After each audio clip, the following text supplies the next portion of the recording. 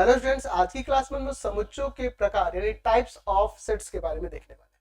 यहाँ पर हम लोग कुछ समुच्चयों के टाइप देखने वाले हैं। पहला जैसे मैं बात कर रहा हूं रिक्त समुच्चय, यानी कि एम्प्टी और नल सेट भी कहा जाता है इसे। क्या होता है नल सेट या एम्प्टी सेट?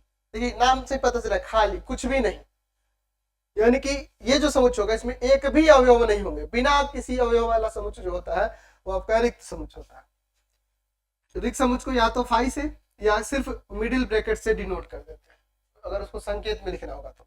जैसे मैं यहाँ पर एक समुच्चय ए लिखता हूं कि x कॉलन x एक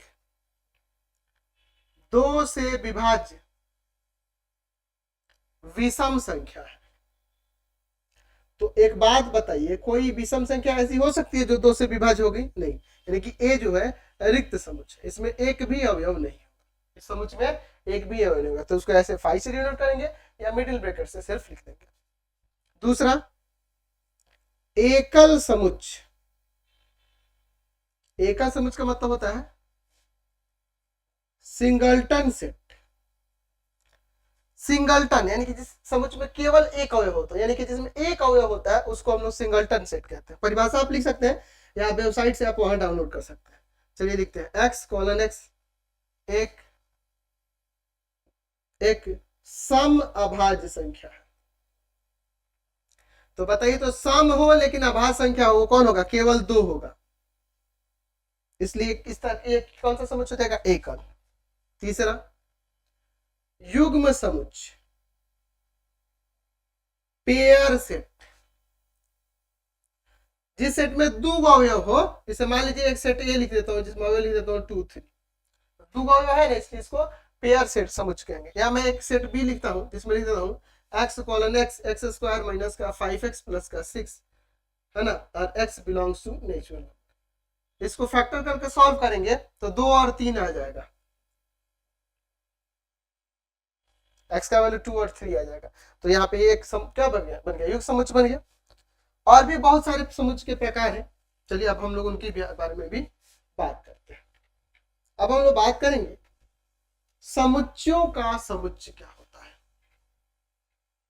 समुच्चयों का समुच्चय, समुच्चयों का समुच्चय यानी कि सेट ऑफ सेट्स। एक ऐसा समुच्चय जिसका हर एक अवयव भी एक समुच्चय हो, यानी कि एक ऐसा समुच्चय जिसके हर एक अवयव भी क्या होंगे? एक सेट होंगे। जैसे मैं मान लीजिए ए सेट लिखता हूं, इसमें एक फाई देता हूं 1 2, अगर मान लीजिए मैं यहाँ 3 4 5 5 6 7 8 9, यह देखिए ये जो समुच्चय देख रहे हैं इसमें टोटल 4 अवयव हो, चारों अवयव खुद में एक समुच्चय है, इसलिए इसको समुच्चयों का समुच्चय कहेंगे। सेट ऑफ सेट्स के नाम से जाना जाता है। ठीक है, अब हम लोग बात करते हैं यहाँ पर परिमित समुच्चय, यानी कि फाइनाइट सेट्स। ऐसा समुच्चय जिसके अवयवों की संख्या की गिनती कर सके, कितने अवयव है उसमें आप बता सके, उसको हम लोग फाइनाइट सेट कहते हैं। जैसे ए समुच्चय 1 2 3 4 5 6, एक से लेकर 6 तक टोटल इसमें 6 अवयव है। बी में एक समुच्चय लिख देता हूं जिसमें ए ई आई ओ यू सभी वावेल लिख दिए, 5 अवयव है, इसमें गिनती कर सकते हैं ना जी, इसको परिमित समुच्चय फाइनाइट सेट कहेंगे। ठीक है, तो परिमित समुच्चय के अवयवों की संख्या को हम लोग उसका कार्डिनल नंबर कहते हैं। यानी कि अगर मान लीजिए समुच्चय में कितना अवयव है? 6, तो 6 जो होगा इस समुच्चय ए का कार्डिनल नंबर कहलाएगा। इस समुच्चय में 5 अवयव है तो 5 जो है ना इस समुच्चय बी का कार्डिनल नंबर कहलाता है। ठीक है, अपरिमित समुच्चय इसी के विपरीत।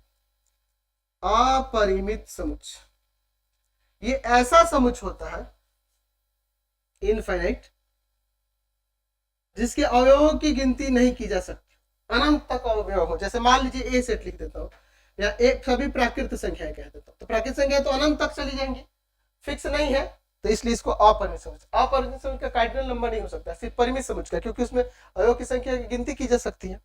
तो अपरिमित में अनंत तक अवयव होते हैं, उसमें आपके है ना अवयव की संख्या की आप गिनती नहीं कर सकते हैं, तो उसको अपरिमित समुच्चय कहते हैं। ठीक है, और भी समुच्चयों के प्रकार है, उनको भी हम लोग देख लेते हैं। चलिए अब हम लोग बात करेंगे यहां पर समतुल्य समुच्चय।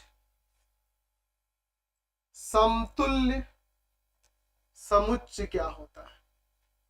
यानी कि इक्विवेलेंट सेट,